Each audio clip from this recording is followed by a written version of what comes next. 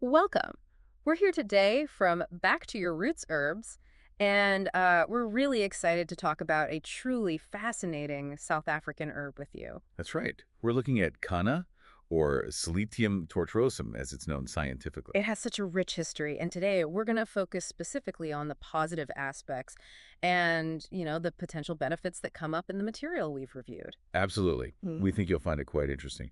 Kanna has this long history, particularly with the San and Khoikhoi people in South Africa. Mm-hmm. They traditionally used it to foster a sense of well-being, sort of ease stress. Mm. They really recognized its calming effects. So, like elevating mood, reducing tension, that sort of thing. Exactly. Promoting relaxation, tranquility.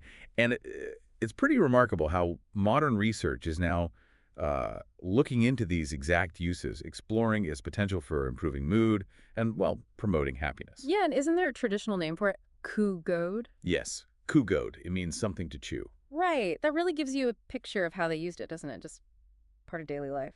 It does. And beyond just, lifting spirits, it was also known for helping with stress and anxiety. Okay, so let's talk a bit more about that stress angle. Well, it's known for having tranquilizing and anti-anxiety properties. Research today is actually exploring how it might help the body um, balance its response to stress. How so? Well, one human study, for instance, showed it had an effect on the brain's threat circuitry. It seemed to quickly reduce that sort of deep-seated subcortical threat response. Interesting. So a direct impact on how the brain processes threat. That's what the study suggested, yeah, indicating anxiolytic or anti-anxiety activity. And another study, this one with healthy volunteers, showed they reported feeling less anxious under specific stressful conditions after taking Kanna. It really makes you think about the depth of that traditional knowledge, doesn't it? It certainly does, and this ties into potential antidepressant properties as well. Okay, tell us about that.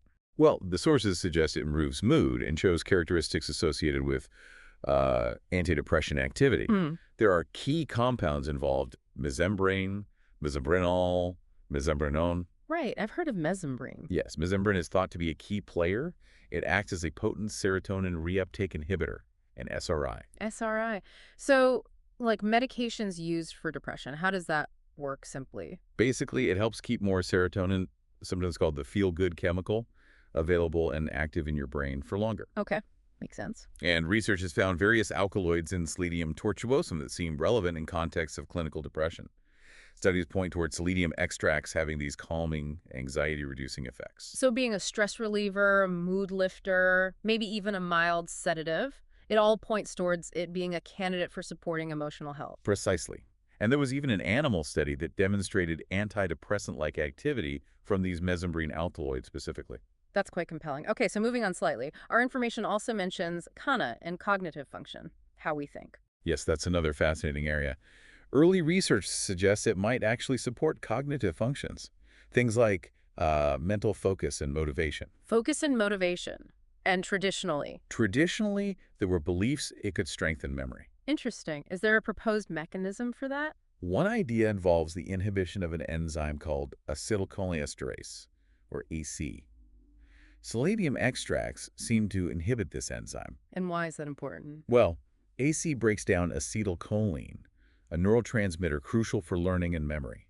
So, inhibiting ACE means more acetylcholine might stick around in the brain. I see, like keeping the messenger active longer. Exactly. Though, interestingly, studies found that purified mesembrane alone didn't inhibit ACA. This suggests other alkaloids or components in the whole plant extract are responsible for that effect. Ah, so the whole plant might be more than the sum of its parts in this case. It often seems that way with herbs, yes. And there have been clinical trials using a standardized extract called Zembrin. Right, Zembrin, what did they find? In healthy middle-aged adults, they observed improvements in cognitive flexibility. That's like mental adaptability and executive function, which covers planning and decision-making. That sounds quite significant. It's promising. Plus, EEG studies, looking at brainwaves, suggest Kanna induces changes linked to better attention and memory processes. Specifically, an increase in alpha wave power, which is often associated with memory storage and recall. So it seems like it might help the brain operate a bit more efficiently, perhaps. That's a good way to put it, yeah. Yeah. Helping things run a little smoother, potentially. Okay, so we've covered mood, stress, cognition. What about physical benefits? Was it used for that traditionally? Oh yes, definitely. Historically, it was used to help fight fatigue, and also to suppress feelings of hunger and thirst. That would be incredibly useful, especially in its native environment. Absolutely. And it was also turned to for pain relief, things like headaches, toothaches, even abdominal pain. Pain relief, too. Any idea how? Well, some reports suggest it might have a local anesthetic action when applied topically, perhaps chewed and applied.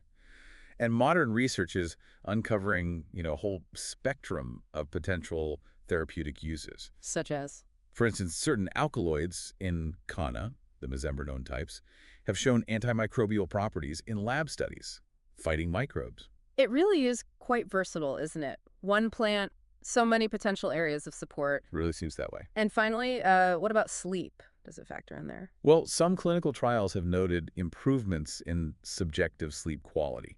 So people reported feeling like they slept better. Okay, so not necessarily a direct sedative, but maybe linked to its other effects. That's a plausible connection, yeah. Reduced stress and anxiety often lead to better sleep. Yeah. So while it might be indirect, it's certainly a positive outcome reported in some studies and warrants looking into for those seeking better rest. It really does sound like an amazing herb, covering mood, stress, how we think, physical aspects, and maybe even sleep quality.